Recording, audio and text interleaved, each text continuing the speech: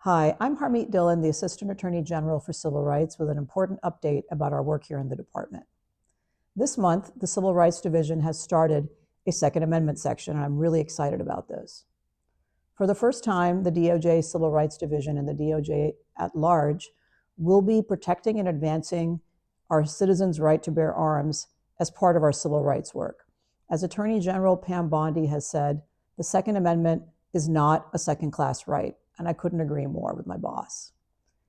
The Second Amendment was ratified in 1791 as part of the Bill of Rights, and yet it has received less attention from the Supreme Court than some of our other important civil rights. However, recently, the court has really stepped up and made clear that states cannot interfere with the right of law-abiding citizens to carry commonly used firearms.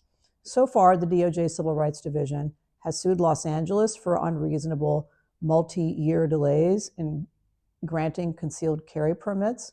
We've supported a couple of cases in different courts through our amicus briefs with the Solicitor General's office. I personally argued the Barnett case in Illinois in the Seventh Circuit, and we did another case in Hawaii challenging that state's unreasonable restrictions.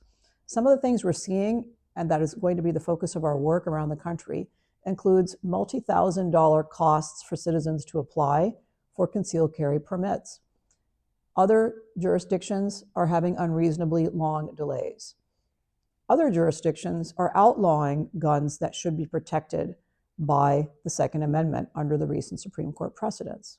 Now, everyone here knows that common sense teaches us that a criminal is less likely to attack a house that is guarded by an armed citizen.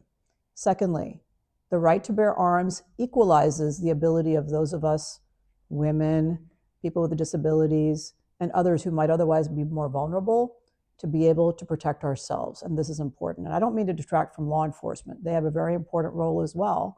But the Second Amendment was passed, and as the Federalist Papers and other founding documents make clear, to allow citizens the individual right to bear arms for lawful purposes. We will be protecting that right here in this Department of Justice. The President issued an executive order making this clear just 2 weeks into his tenure, and I've been working on the Second Amendment section ever since I got here to the DOJ. So stay tuned. You're going to see a lot more action from this Department of Justice to protect your Second Amendment rights. Thanks. You know, one thing about the DOJ is that they confuse me. Sometimes it seems like they're for the 2A, and then sometimes they do something and it makes it seem like they're against it. But hey, I'll take whatever we could get. This seems like a great thing here.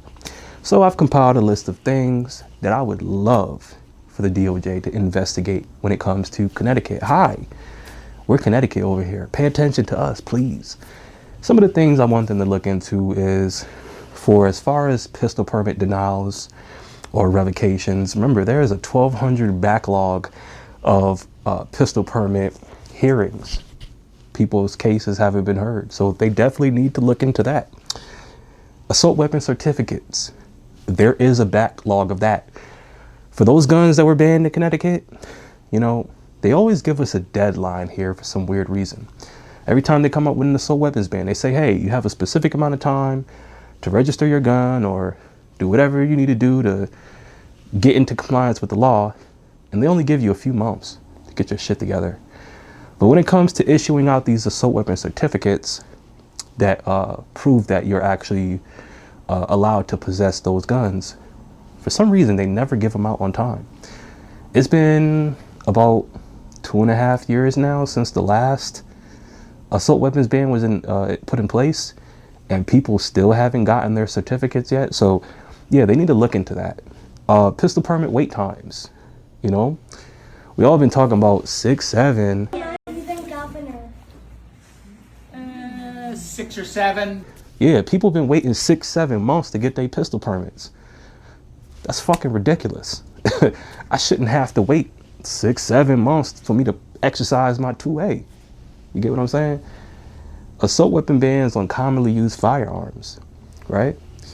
The AR-15 is the most commonly used rifle in America. There's no reason why in Connecticut, we can't have an AR-15 with a detachable magazine. There's no reason for that. That should be illegal, right? And that's not just on AR-15s. That's on anything in Connecticut that is defined as an assault weapon. So an AR, an AK, a SCAR, whatever the hell it is, right? And then magazine capacity restrictions. You know, when it comes to me exercising my 2A, they say, hey, you can only have 10 rounds in a magazine. They say you can only have 10 rounds to defend yourself. So what about if there's multiple bad guys coming at me? What if I'm going to my car and it's dark outside and there's a group of 5 men trying to attack me, and I only have 10 rounds to defend myself with? I don't know if these guys are high off of drugs. I don't know how many rounds they have. I guarantee you they're going to have more rounds than me. And there have been quite a few cases of people being caught with switches in Connecticut. Yeah, we have an assault weapons ban in place here, and people are still caught with switches.